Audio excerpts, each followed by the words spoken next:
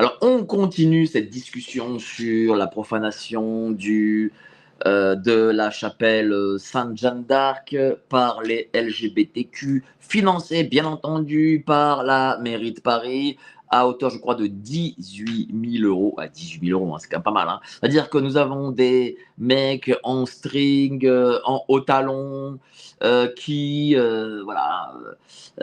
font un spectacle. Ils parlent de ça, du spectacle, qui mime des actes sexuels, je me demande même s'il y avait des enfants, tiens. Mais bon, s'il y a des enfants, ce ne serait pas surprenant au vu de la perversité des parents qui pourraient amener leurs enfants à ce genre de soi-disant spectacle. Vous savez, enfin, il n'y a pas que l'économie qui ne fonctionne pas dans ce pays. C'est pas parce que nous, un jour, peut-être nous serons riches, si, imaginons nous serions riches, eh bien, si nous avons ces valeurs morales en berne, on va dire, eh bien, nous nous sentirions mieux. Non, euh, c'est, il n'y a pas que l'économie. L'économie, certes, ok. Et nous-mêmes, nous nous serrons la ceinture, très sincèrement. Mais ce qui compte aussi, c'est que nous ayons un minimum de valeur morale. C'est-à-dire que nous soyons quand même une société qui marchons les deux pieds, pied droit, pied gauche. Et pas une société qui soyons dans l'inversion. Et là, on est dans une inversion complète. On y ajoute dans un lieu de culte des types en string, des gens en talons aiguilles, des tenues en cuir, des robes noires encapuchonnées. Quand vous pensez que, quand il y a des types en robe noire encapuchonnée, qu'est-ce qu'ils font? ils, ils réalisent peut-être même réalisent des sacrifices, hein, c'est possible. En tout cas, ils réalisent des rituels. Ils réalisent des rituels vis-à-vis de qui, d'après vous? Auprès de qui ils font ces rituels? Auprès du mal, auprès de ceux pour lesquels ils combattent, ils nous combattent. Nous avons des types en cagoule, en cuir, avec des pointes métalliques, des chaînes en fer. Tout ça, c'est une symbolique. Et là, le fait que le mal se dise je peux rentrer dans une église avec mes talons aiguilles, mon cuir et mes fouets et y sexualiser tout mon spectacle, entre guillemets, c'est parce que ils se sentent forts. Ils se sentent plus forts que nous. Et pourquoi se sentent-ils plus forts que nous? Parce que ces gens-là se disent, le peuple français est mûr pour ça. Parce que dans leur esprit, les Français, c'est bon.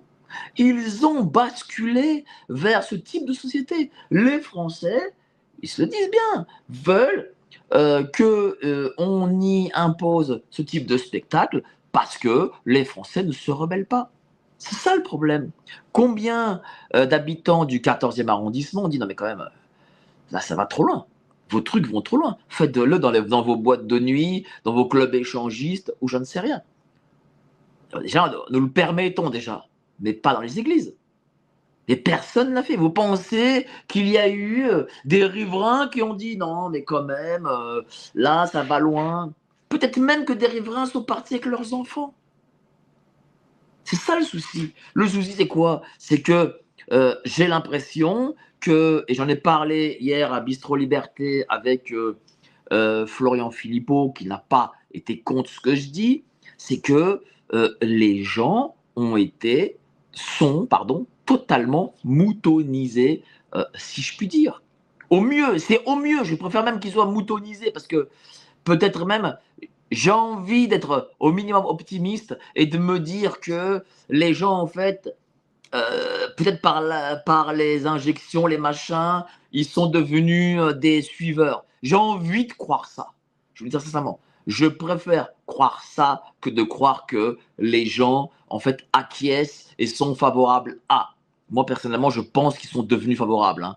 Mais j'ai envie d'avoir un déni, un minimum de déni là-dessus, malgré tout. Quoi. J'ai envie de croire que les gens se disent, bon, je sais pas, j'arrive plus à réfléchir parce que j'ai mon côté gauche là, du cervelet qui ne fonctionne pas, du fait des injections. J'ai envie de croire ça. Voilà, vraiment, je dis vraiment. Malheureusement, je pense que ce n'est pas ça. Malheureusement, je pense que une grande majorité de cette population a basculé vers les idéologies du mal. Une grande majorité de la population a basculé vers ce que le malin demande à ce que les gens soient. Je vais prendre l'exemple des JO. Oui, certes, nous, on s'est insurgé pendant les JO. On a dit, voilà, quand même, la symbolique, l'Apocalypse, etc., Marie-Antoinette, la scène et tout. Mais en réalité, les gens ont applaudi et nous sommes passés pour les ringards. Nous sommes passés pour les ringards. C'est dingue, hein, quand même. Hein. Euh, il est écrit dans les évangiles que le diable sortira publiquement et qu'il sera applaudi. Et je pense que, en effet, la foule l'applaudit, nos contemporains, nos compatriotes, peut-être même des membres de nos familles, nos amis, applaudissent parce qu'ils ont basculé. Ils ont peut-être basculé parce que, en effet, euh, l'environnement, les médias, la société, le travail, etc., fait que tout ça est tellement puissant, tout ça est tellement prégnant, vous recevez tellement d'informations, vous dites soyez comme ci, comme ça, ne basculez pas vers ça si vous voulez pas être comme ci, si vous ne voulez pas être seul, ruiné, dormir dans un carton, il faut être comme ça. La société vous demande de rentrer dans tels habits. Et donc c'est tellement puissant aussi que bon, peut-être que les gens, par une forme de lâcheté, par le fait que, bon, bah voilà, il faut un conformisme. Et puis, de toute façon, les gens se disent, oui, mais j'ai tellement construit que bah, je vais me soumettre. Malheureusement, la soumission, elle n'est pas gagnante jusqu'à la fin des jours. Elle n'est pas gagnante. C'est-à-dire que sur le court terme, oui, certains se soumettent et donc, du coup, ils n'auront pas la difficulté que les autres peuvent avoir. Mais la difficulté arrivera parce qu'en réalité, les forces du mal ne travaillent qu'avec les réelles forces du mal. Et les réelles forces du mal sont à la tête des institutions, sont à la tête de grandes fortunes.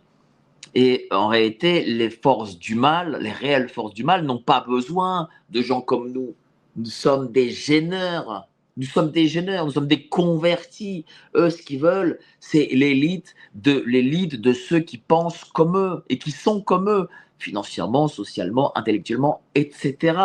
Et moi, je le dis souvent, les gens là qui habitent Paris, qui gagnent 4-5 000 euros parce qu'ils sont dans des agences de publicité ou je sais pas quoi, chers amis, ne croyez pas que vous ne serez pas sacrifiés.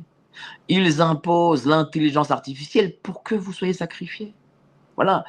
Avec vos 4-5 000 euros par mois, vous n'êtes pas du monde de Bill Gates. Vous êtes du monde du gars au SMIC. Vous êtes plus près du gars au SMIC que de Bill Gates. Bill Gates, il pèse 150 milliards. Et voilà. Il n'est pas à 4-5 000 euros. Pour lui, SMIC ou vous, c'est pareil. Voilà, à un moment donné, il faut le dire aux gens. Et c'est pour ça aussi, il y a une deuxième chose que j'ai envie de dire à ceux qui me regardent, c'est que vous êtes des putains de héros. Il faut le dire. Vous êtes des gens qui avaient décidé de dire non au mal. Vous avez dit non au mal contre tous les vôtres, contre vos collègues, contre votre famille, contre vos amis, contre tous ceux qui vous disent mais arrête, ce serait tellement plus simple si tu te convertissais au mal. Mais non, vous n'êtes pas comme ça. Ça, c'est beau. Moi, je le dis très sincèrement. C'est pour ça que moi, j'ai vraiment envie de parcourir de plus en plus la France, de plus en plus de faire des réunions publiques, de voir les gens physiquement. Parce que là, on est en écran, c'est bien. Mais j'aimerais aussi si je pouvais au moins le faire au moins une fois par mois, donc d'ailleurs, tiens, je lance un appel. S'il y a des gens qui organisent des festivals, des choses comme ça, ben voilà, moi je suis disponible avec grand plaisir. Les gens n'osent pas trop, ils disent ah ouais, Mike, il a 400 000 abonnés, machin. Non, je viens, je m'en fous. Même s'il y a 50 personnes, je viens. Je vous le dis très sincèrement, parce que il faut parler aux gens. Et d'ailleurs, je serai au grand festival de Nexus aussi, où j'aurai des interventions. Mais ce que je veux vous dire, c'est que, un, vous êtes doué d'un énorme courage. Parce que c'est pas évident. C'est pas évident de tourner le dos à ce que la société a à vous donner. Vous le voyez par vous-même. La très très grande majorité des gens, eh bien, se soumettent parce qu'ils se disent, je ne veux pas de problème. Deux, je ne veux pas être dépouillé du peu que j'ai et je ne suis pas capable dans ces sacrifices. Vous êtes capable. Et sacrifier en 2026 du confort, du plaisir, du matériel, eh ben, ce n'est pas donné à tout le monde. C'est donné à quoi? À 0,5% d'une population. Dire non à une injection, être suspendu, dormir dans sa bagnole, alors qu'on a 10 ans d'études, par exemple, pour les médecins, 3 ou 4 pour les infirmiers, infirmières, etc., etc. Et je vais dire, excusez-moi, ce n'est pas donné à tout le monde. Voilà. Donc, vous avez décidé qu'il fallait, pour combattre ces forces obscures qui de toute façon détruiront tout, eh bien, vous avez décidé que vous sacrifierez une partie des vôtres, peut-être, ou une partie de ce que vous pourriez gagner pour ce combat. Et ça, pour le coup, c'est excessivement admirable. Et ça, il faut le dire. Et ça, il faut que vous vous félicitiez aussi pour cette attitude. Voilà, je le dis très sincèrement. Il faut vous féliciter parce que ce n'est pas rien. Voilà, très peu euh, font ce sacrifice. Très, très peu. Combien de fois j'ai vu, et je leur en tiens pas rigueur, mais des gens me dire oui, mais tu comprends, si j'agis plus comme ça que comme si, eh bien, bon, j'ai des enfants, j'ai ceci, cela. Très bien, je ne jette pas la pierre. Mais quand les gens, pour dire les choses, veulent aller de l'autre côté, de basculer de l'autre côté, eh bien, bon, ils trouveront toujours quelque chose, une excuse.